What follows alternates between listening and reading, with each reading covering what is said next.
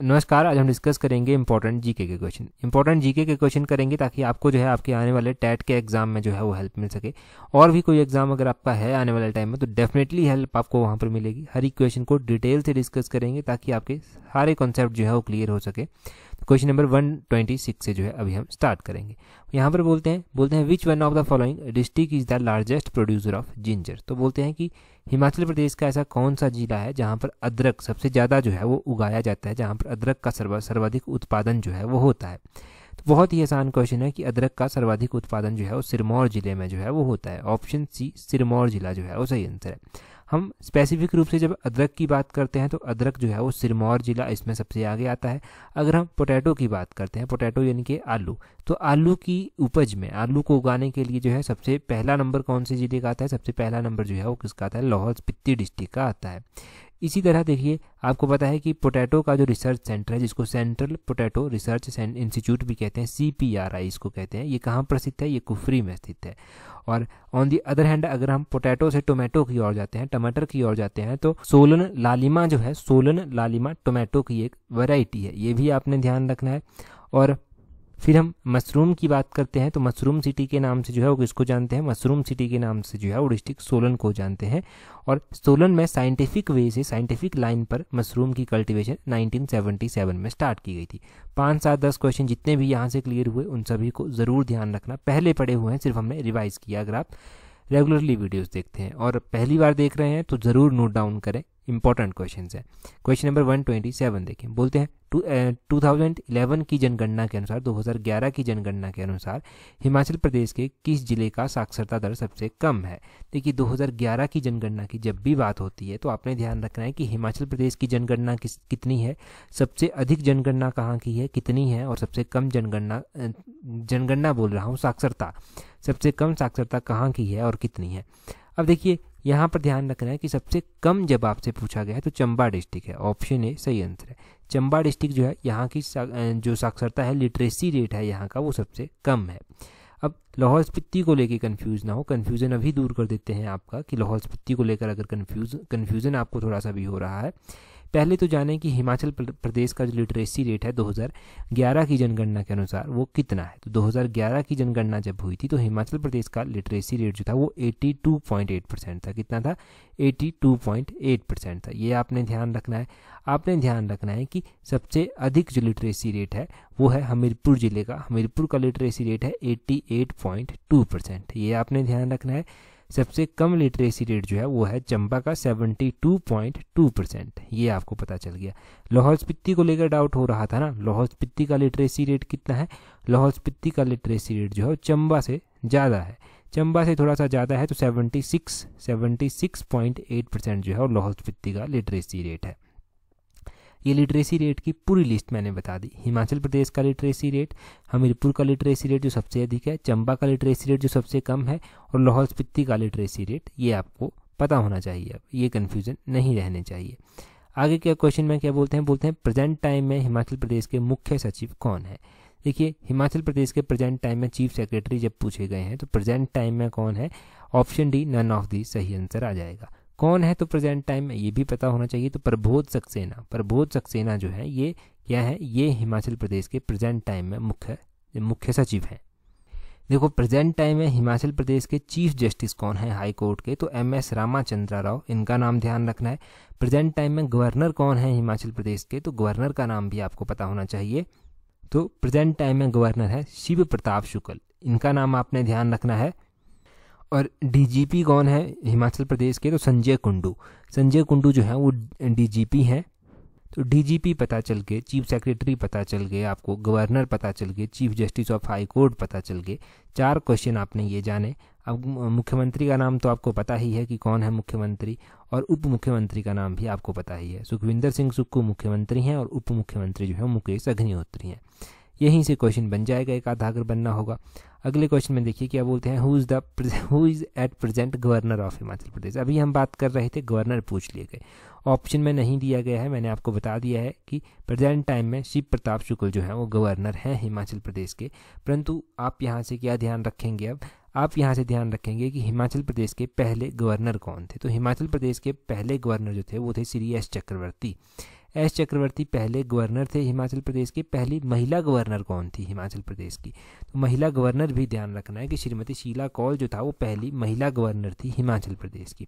आपने lieutenant governor भी ध्यान रखना है कि हिमाचल प्रदेश के लेफ्टिनेंट गवर्नर कौन थे सबसे पहले? तो मेजर जनरल हिम्मत सिंह जो था ये लेफ्टिनेंट गवर्नर थे।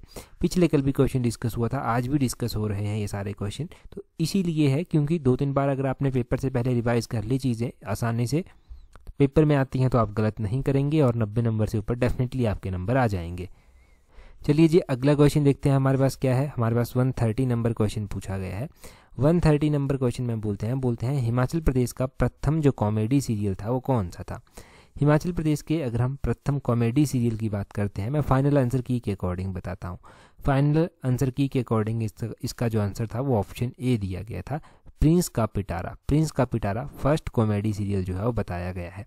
मैं टैट की ही फाइनल आंसर की के अकॉर्डिंग बात कर रहा हूँ, तो ज़्यादा डिटेल से मैं यहाँ पर नहीं बात करूँगा कुछ भी आपके साथ। यहाँ से बस इतनी सी बात कर लें कि आपने किताबों में हो सकता है चंदू नंदू पढ़ा हो, परंतु मैं आपको फाइनल आंसर की के अकॉर्डिंग आंसर बता रहा हूँ। अब डाउट है कैसे दूर करेंगे वो नहीं मालूम, परंतु ये मैंने फाइनल आंसर की के अकॉर्डिंग क्लियर कर दिया। क्वेश्चन नंबर 131 देखें। 131 में बोलते हैं who is the author of book पहाड़ी चित्रकला। पहाड़ी चित्रकला एक किताब है, बोलते हैं कि इसके लेखक जो हैं वो कौन है। पहाड़ी चित्रकला किताब जो है वो के.एल. वैद्या के द्वारा लिखी गई है। के.एल. वैद्या आप कहेंगे कहाँ पर है? किशोरी लाल वैद्या। ऑप्शन सी सही आंसर। कई बार एग्जाम में के.एल. वैद्या जो है वो दिया जाता है, तो कन्फ्यूजन नहीं होना चाहिए के.एल. वैद्या और किशोरी लाल वैद्या में। अब इम्पोर्टेंट किताबें एक बार रिवाइज कर लेते हैं। हिमाचल प्रदेश की जो इम्पोर्टेंट किताबें एग्जाम में पूछी जाती हैं उनको ज़रूर रिवाइज करेंगे, क्योंकि 1 नंबर का क्वेश्चन वहाँ से भी बनता है। देखिए किताबें देखिए, पॉलिएंड्री ऑफ हिमालयाज और Himachal its shape and state किताब जो है ये डॉक्टर यशवंत सिंह परमार जी के द्वारा लिखी गई है। हिमालयाज अवार्ड ऑफ लाइट किताब निकोलस रोरिक ने लिखी है। हिस्ट्री ऑफ मंडी स्टेट किताब मनमोहन सिंह ने लिखी है। हिस्ट्री ऑफ मंडी किताब विक्रम कायस्थ ने लिखी है। मुख्तसर तारीख़ रियासत चंबा किताब गरीब खान के द्वारा लिखी गई है। कंट्री लाइफ किताब नोहरा रिचर्ड ने लिखी है। History of Punjab hill state किताब जो है जे हटिस्टियंस ने लिखी है। और एंटिक्विटीज़ ऑफ चंबा स्टेट किताब जो है जे.पी.एच. वोगल ने लिखी है। हिमालयन सर्किट किताब जे.डी. घोसला ने लिखी है। कुल्लू एंड लाहौल जो है वो जी.सी. ब्रूस ने लिखी है। और हिमालयन पिलग्रिमेज किताब बी.एन. दातार ने लिखी है। Himalayan district of Kullu and Lahaul Spiti travel to Kashmir and Ladakh A P F. Harcourt के द्वारा जो है वो लिखी गई है। आपने ध्यान रखना है इंडियन पेंटिंग फ्रॉम पंजाब हिल किताब जो है W.G. आर्चर के द्वारा लिखी गई है। और कांगड़ा वैली पेंटिंग और कांगड़ा पेंटिंग किताब जो है वो M.S. रणधावा के द्वारा जो है वो लिखी गई है। तो ये हमने इंपॉर्टेंट किताबें हिमाचल प्रदेश की जान ली, जो एग्ज़ाम सारी की सारी पूछी गई हैं एग्ज़ाम में, और यही किताबें बार बार रिपीट होती हैं एग्ज़ाम में। तो इनको ज़रूर रिवाइज करें, आप याद भी ज़रूर रखें। यहाँ से कल मैंने आपसे कंट्री लाइफ किताब पूछा था कमेंट करने के लिए, तो सभी ने सही आंसर बताया था कमेंट करके कि नोहरा रिचर्ड के द्वारा कंट्री लाइफ किताब लिखी गई है। चलिए जी अगला क्वेश्चन देखते हैं। ये भी क्वेश्चन क्लियर हो गया हमारे पास। क्या है नेक्स्ट क्वेश्चन? नेक्स्ट क्वेश्चन में बोलते हैं who among the following is known as architect of Himachal Pradesh. तो हिमाचल प्रदेश का आर्किटेक्ट किसको कहा जाता है? देखो बड़ा ही बेसिक क्वेश्चन है। हिमाचल प्रदेश का आर्किटेक्ट किसको कहा जाता है? हिमाचल प्रदेश के जो पहले मुख्यमंत्री रह चुके हैं डॉक्टर यशवंत सिंह परमार, उनको जो है वो कहा जाता है। ऑप्शन डी जो है वो सही आंसर है। डॉक्टर यशवंत सिंह परमार को क्यों आर्किटेक्ट कहा जाता होगा?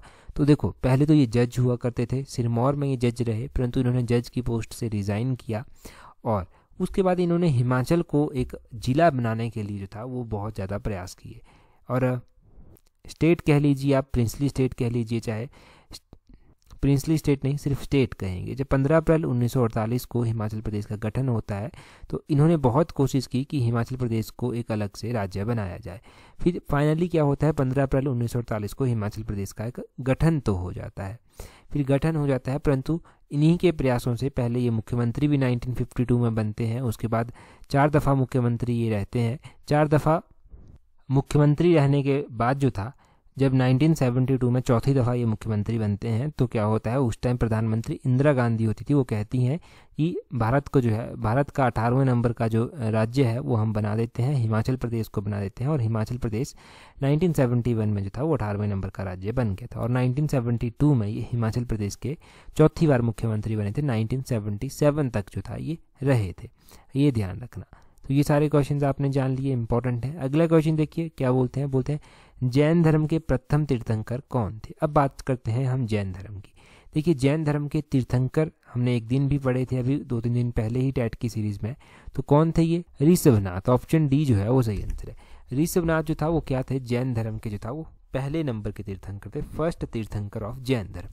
मैंने आपको कहा है कि जैन धर्म के बारे में भी डेफिनेटली एग्जाम में क्वेश्चन जो है वो पूछा जाता है, परंतु क्या क्वेश्चन पूछा जा सकता है, किस तरह से क्वेश्चन पूछा जाता है, वो भी पता होना चाहिए। देखो क्वेश्चन बड़ा ही बेसिक अगर पूछा जाएगा तो पूछ ले जाएगा कि जैन धर्म के पहले तीर्थंकर जो था वो कौन थे। आपको पता चल गया ऋषभनाथ थे। आपसे पूछ ले जाएगा कि जैन धर्म के कितने तीर्थंकर थे, तो 24 तीर्थंकर थे। 23वें नंबर के तीर्थंकर पूछ लेंगे। पार्श्वनाथ जो था वो 23वें नंबर के तीर्थंकर थे। ये 23वें नंबर के तीर्थंकर थे। और फिर उसके बाद महावीर स्वामी जो है वो बनते हैं। महावीर स्वामी अब देखो वास्तविक रूप से तो संस्थापक माना गया महावीर स्वामी को कि इन्होंने जो था वो स्थापना की थी। आपने ध्यान रखना है कि महावीर स्वामी का वास्तविक नाम भी क्या था, तो वर्धमान जो था वो इनका वास्तविक नाम था। इनका जन्म जो था वो कुंड ग्राम में हुआ था, वैशाली में इनका जन्म हुआ था, और इनके पिता का नाम सिद्धार्थ था, और इनकी मृत्यु जो था वो पावापुरी में जो था वो हुई थी। आप कहेंगे कि क्या ये क्वेश्चन पूछे जाते हैं कि इनके पिता का क्या नाम था? यस, ये क्वेश्चन पूछे जाते हैं कि इनके पिता का क्या नाम था। तो सिद्धार्थ इनके पिता का नाम था। जैन धर्म जो था वो बेसिकली 3 फिलॉसफीज के ऊपर बात करता था। Right to belief, right to conduct, right to knowledge, इनके ऊपर बात करता था। ये स्मयिक दर्शन की बात करता था, ज्ञान की बात करता था, आचरण की बात करता था। तो इन चीज़ों को जो था ये मानता था। ये आपने ध्यान रखना जी। अगला क्वेश्चन देखिए 134 नंबर क्वेश्चन बोलते हैं धारा 370 कब समाप्त की गई थी? देखो समाप्त तो कर दी गई है, जम्मू कश्मीर से संबंधित है। बच्चा बच्चा इस क्वेश्चन को जानता है। पहले क्वेश्चन पूछा जाता है कि धारा 370 किससे संबंधित है, तो जम्मू कश्मीर से संबंधित है। परंतु अब समाप्त जब कर दी गई है तो आपने ध्यान रखना है कि कब की गई थी। 5-6 अगस्त 2019 को ऑप्शन ए सही आंसर है, ये समाप्त कर दी गई थी।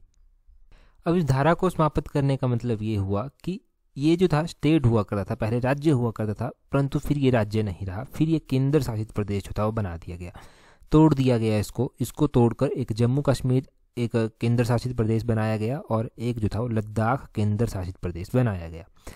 अच्छा, बड़ा ही बेसिक क्वेश्चन एग्जाम में पूछ लिया जाए ना तो बहुत बार वही क्वेश्चन गलत हो जाता है कि इंडिया में जो है वो कितने स्टेट हैं और कितने केंद्र शासित प्रदेश हैं। तो ध्यान रखना है कि इंडिया में 28 स्टेट्स हैं और इंडिया में जो है वो 8 केंद्र शासित प्रदेश हैं। बिल्कुल कन्फ्यूजन मत रखना, बिल्कुल क्लियर कीजिए इस डाउट को। अब क्वेश्चन पूछने वाला यहाँ से क्वेश्चन पूछ लेगा कि जम्मू कश्मीर के जो प्रेजेंट टाइम में लेफ्टिनेंट गवर्नर है वो कौन है। तो प्रेजेंट टाइम में जम्मू कश्मीर के जो लेफ्टिनेंट गवर्नर है वो है मनोज सिन्हा। मनोज सिन्हा का नाम ध्यान रखना है। लद्दाख के मैंने कल परसों ही बताए थे, जल्दी से आप ही कमेंट करके बताएं कि लद्दाख के प्रेजेंट टाइम में जो लेफ्टिनेंट गवर्नर है वो कौन है। क्वेश्चन नंबर 135 देखते हैं। बोलते हैं नवनिर्माण आंदोलन किस राज्य से शुरू हुआ था। तो नवनिर्माण आंदोलन जो था ये कहाँ से शुरू हुआ था? 135 का ऑप्शन है गुजरात जो है वो सही आंसर हो जाएगा। अब ये नवनिर्माण आंदोलन क्या है जानते हैं इसके बारे में।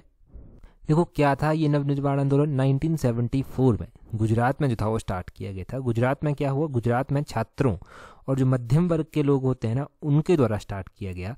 उनके द्वारा ये आर्थिक संकट और सार्वजनिक जीवन में जो भ्रष्टाचार हुआ करता था उस टाइम, उसके खिलाफ जो था ये आंदोलन किया गया था। और काफ़ी घटनाएं यहाँ पर चोट लगने की भी आई, बहुत सारे लोग गिरफ्तार हुए और बहुत सारे लोगों की जान भी यहाँ पर चली गई। तो ये आप नव निर्माण आंदोलन के बारे में ध्यान रखें। 1974 में हुआ था स्टार्ट, ये चाहे 1973 में हो गया था। तो 1973, 1974 ये आपने ध्यान रखना है कि इस तरह से जो था ये हुआ था। एग्जैक्टली जो तारीख इसकी लिखी गई है वो 20 दिसंबर 1973 को ये स्टार्ट हुआ था और 16 मार्च 1974 तक जो था ये चला था। क्यों चला था ये अब आप नहीं भूल सकते कि क्यों चला था, किस तरह से था, ये बहुत इंपॉर्टेंट हो गया आपके लिए, अब नहीं भूल सकता आपको। अगला क्वेश्चन देखिए, बोलते हैं आया राम गया राम की राजनीति शुरू हुई थी। तो ये जो आया राम गया राम की राजनीति थी ये कहाँ से शुरू हुई थी? ये हरियाणा से शुरू हुई थी। ऑप्शन सी सही आंसर है। एक्चुअली में था क्या ना, जब भारत आज़ाद हो जाता है तो अलग अलग स्टेट्स में सरकारें बनने लगती हैं। तो हरियाणा में ये सिनेरियो बहुत ज़्यादा चल पड़ा कि हॉर्स ट्रेडिंग होने लग पड़ी। हॉर्स ट्रेडिंग का मतलब आप समझते हैं ना कि खरीद फरोख्त पार्टियों की चल पड़ी, जो नेता होते थे उनको खरीद लिया जाता था। इस तरह से जो था वो चल पड़ा। तो आया राम गया राम जो था वो इसको नाम दे दिया गया। कहा जाता है कि हरियाणा के एक नेता थे जिनका नाम था गया लाल। तो गया लाल जो था ना दल बदल की राजनीति करते थे, तो इसी से नाम पड़ गया आया राम गया राम। ये बेसिक सी बात आप ध्यान रखें। यहाँ से हो गया जी क्लियर क्वेश्चन। अगला क्वेश्चन देखते हैं क्या बोलते हैं। Who is the present education minister of India.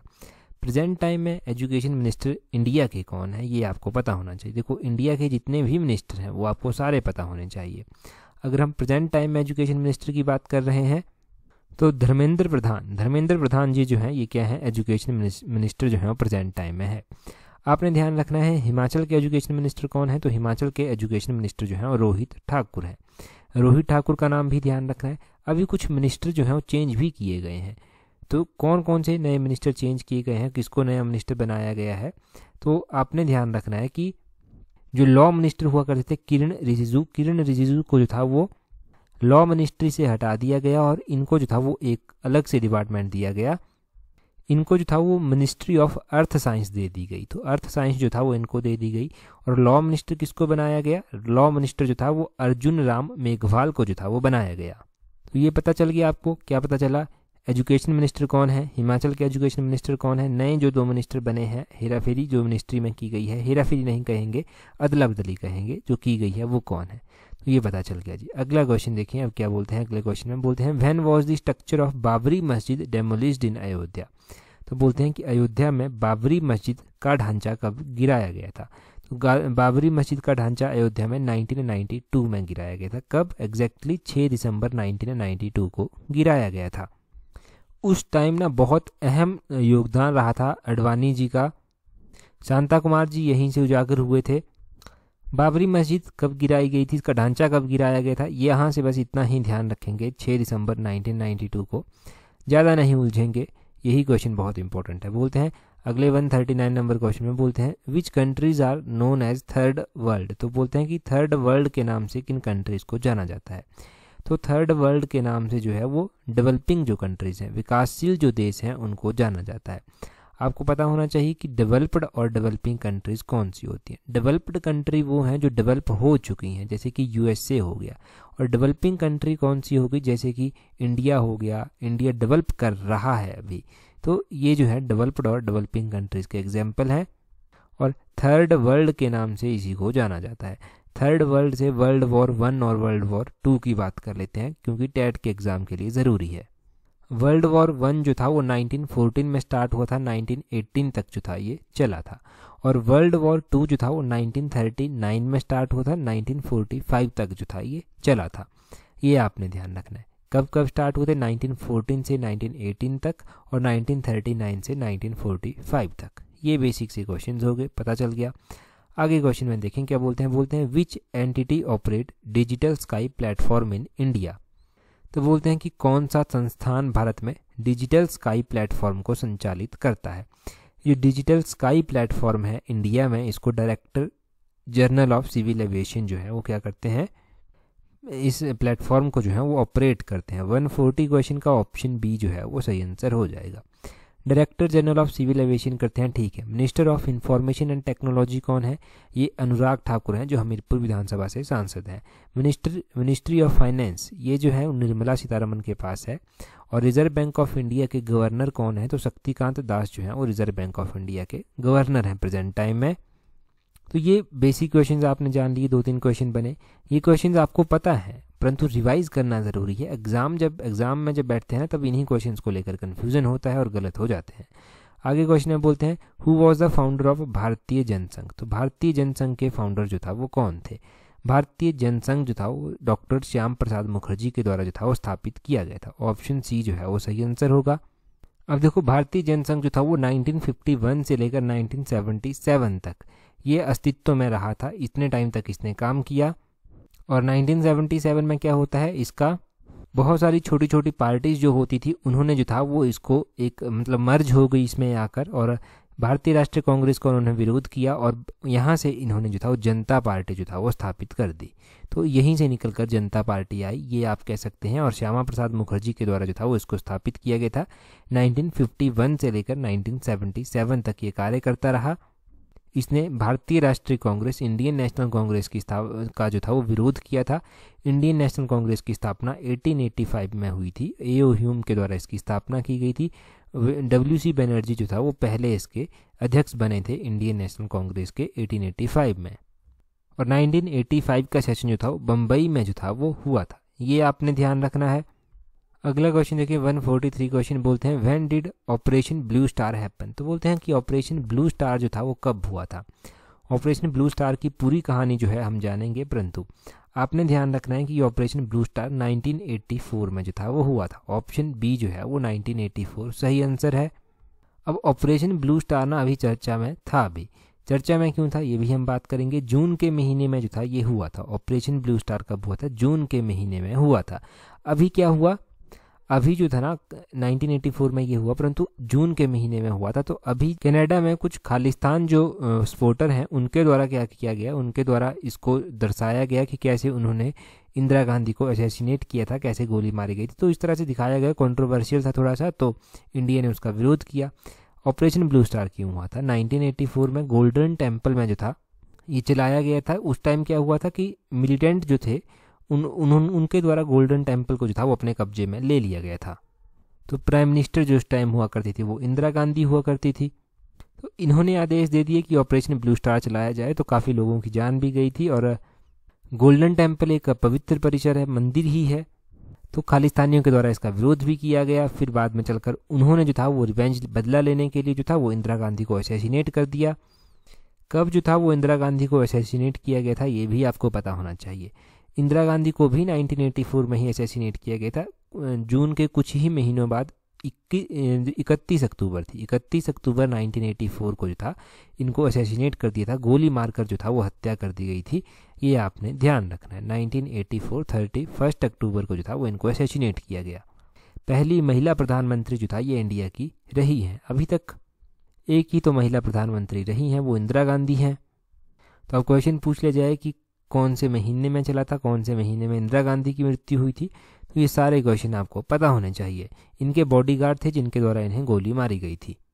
तो अब किसी भी क्वेश्चन को लेकर आपका कोई भी कन्फ्यूज़न, कोई भी डाउट नहीं रहना चाहिए। चलो क्वेश्चन है आपके लिए कि ट्विटर की जो सीईओ है वो कौन है? ट्विटर की सीईओ है, उनका नाम बताना है आपको, कौन है ट्विटर के सीईओ। जल्दी से कमेंट करके बता दीजिए। डेफिनेटली जो है ये क्वेश्चन भी एग्जाम में आपसे पूछा जाएगा। और टेलीग्राम पर ज्वाइन करने के लिए अपने टेलीग्राम से @tallexam31 इस तरह से सर्च करना, टेलीग्राम चैनल भी मिल जाएगा। आज की इस वीडियो में इतना ही काफ़ी है। That's all for today. Thank you very much for watching and listening it very patiently.